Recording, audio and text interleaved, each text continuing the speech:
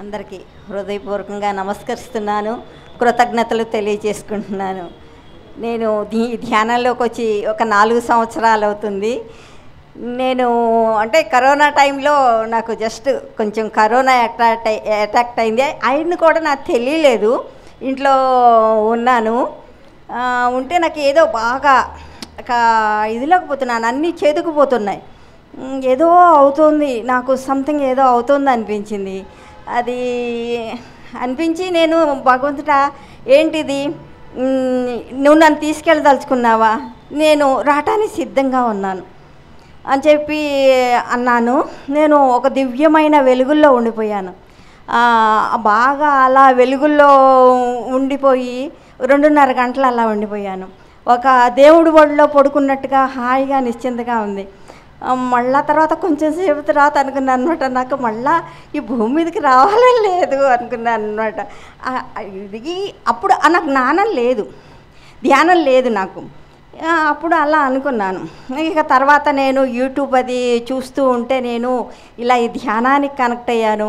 ఆ ధ్యానానికి కనెక్ట్ అయిన దగ్గర నుంచి ఆ ధ్యానం అందరికీ చెప్పాలని ఒక తపన. పెద్దవాళ్ళకి చెప్పాను, అపార్ట్మెంట్లో వాళ్ళు వచ్చేవాళ్ళు కాదు. అయితే నేనేం చేసేదాన్ని అంటే స్కూల్స్కి వెళ్ళేదాన్ని. ఫస్ట్ నుంచి టీచింగ్ ఇది ఉండేది. పిల్లలకి వెళ్ళి స్కూల్స్కి వెళ్ళి చెప్పేదాన్ని. వాళ్ళు కూడా మాస్టర్స్ హెచ్ఎంస్ వాళ్ళు ఇంప్రెస్ అయ్యి వాళ్ళు చక్కగా ప్రేయర్లోనే చెప్పించేవాళ్ళు అనమాట. అందరికీ అందుతుందని ఫస్ట్ ఒక్కొక్క క్లాసు అలా చెప్పించేవాళ్ళు కాదు, అందరికీ అందాలని అసెంబ్లీలో చెప్పించేవాళ్ళు. ఆ విధంగా అలా చేస్తూ ఉండేదాన్ని. తర్వాత ఇంకా మళ్ళీ క్రమేణా పెద్దవాళ్ళకి కూడా కనెక్ట్ అవుతూ ఉన్నాను. మెల్లమెల్లగా జూముల్లో చెప్పటము, నేను జూమ్ మెయింటైన్ చేయటము, మెల్లమెల్లగా కొంచెం సత్యదర్శనానికి రావటము, సత్యదర్శనంలో కొంచెం ప్రోగ్రామ్స్ చేయటము, ఇట్లా నిరంతరంగా ఇప్పుడు పెద్దవాళ్ళకి అనేది చేస్తూ ఉన్నాను. అసలు నేను అనుకున్నది అసలు ఏమీ కాదు. వాడి వేయడము వర్క్ చేస్తున్నాను అంటే బయటికి చెప్పను, చేస్తూ ఉంటాను అనమాట. ఇంత వర్క్ చేస్తున్నారు మీరు అసలు ఎందుకు రారు, రండి అన్నారనమాట మేడం. ఈ కనెక్టివిటీ ఇప్పుడు చేస్తున్నాను, యాడ్స్ కోసం కూడా చేస్తున్నాను, నేను వర్క్ చేస్తున్నాను, ఇంట్లో కూర్చి వర్క్ చేస్తూ ఉంటాను, మళ్ళీ ధ్యాన జగత్తో కట్టిస్తూ ఉంటాను, అన్నీ చేస్తూ ఉంటారు, మీరు ఎందుకు బయటికి రారు, ఈ పిఎంసితో కనెక్ట్ అవ్వండి, మన వాళ్ళంతా మీటింగు మీరు తప్పకుండా రండి అని మేడం గారు ఎంకరేజ్ చేశారు. ఆ విధంగా వచ్చాను నేను.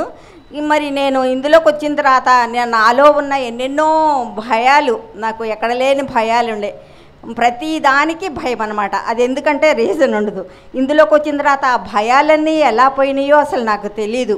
అది నేను ఒక వాక్యం చెప్పాలి అంటే కనుక నట్టుపడకుండా మాట్లాడటమే రాదు నాకు. ఇప్పుడు మీ అందరి ముందు వచ్చి మాట్లాడుతున్నాను, ఒక ఛానల్ ముందు వచ్చి మాట్లాడే స్టేజ్కి వచ్చానన్నమాట. అది రియల్లీ గ్రేట్ అనమాట. అదంతా పత్రిజీ గారి మహిమ.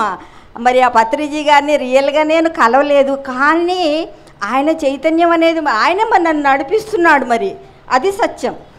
అసలు ఇలా ఉంటాయి ఆ మిరాకిల్స్ అనిపిస్తుంది అనమాట. ప్రతి దానికి కూడా అలా నన్ను ముందుకి అలా తీసుకెళ్తూ ఉంటారు. అసలు ఇది నా వల్ల అవుతుందా అనుకుంటాను, కానీ అలా అసలు సులువుగా అలా చేసేసి అలా చూపిస్తారు అంతే. అవును మరి అంతే కదా, ఆయనే చూసుకుంటారు, నేనేం కాదు, ఆయన నన్ను నడిపిస్తారు, ఆయన నన్ను చేస్తారు. ఇక్కడ లక్ష్మీపార్వతి లేదు, ఆయన నన్ను నడిపిస్తారు అంతే. ఆ పరమ గురువులు నేను మహాద్రష్ట ఆచార్య చేశాను. ఆ గురుమండలి ఆ స్టేజీ ఎక్కినప్పుడు నాకు నిజంగా ఆ కనెక్టివిటీ వచ్చింది సార్. ఆ గురుమండలికి నేను కనెక్ట్ అయ్యాను అని నాకు ఆ రోజు అనిపించింది. ఆ రోజు నుంచి ఈ రోజు మట్టుకు కూడా నేను అదే నమ్ముతానన్నమాట. ఆ పరమ గురుమండలి నన్ను నడిపిస్తుంది, నేను నడుస్తున్నాను, నేను కాదు నడిచేది. వాళ్ళు నన్ను అంత ఇదిగా కంటికి రెప్పలా కాపాడుతూ అలా చూస్తున్నారని నేను మనస్ఫూర్తిగా నమ్ముతున్నాను sir. Thank you sir, thank you so much.